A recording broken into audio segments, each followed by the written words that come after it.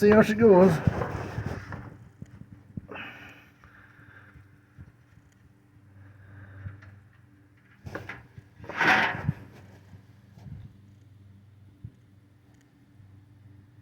And I don't know. I think I got most of the chunks from itself clearancing itself. Clearancing. Oh. It's super dark. It's not super old.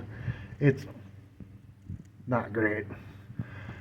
But hopefully it's just gas. And I think I got a little oil leak right here, and right over there, and right over here, and back there. So we'll see. I'm gonna definitely start by changing oil and see if that helps. See if we get rid of our problem by changing our carburetor.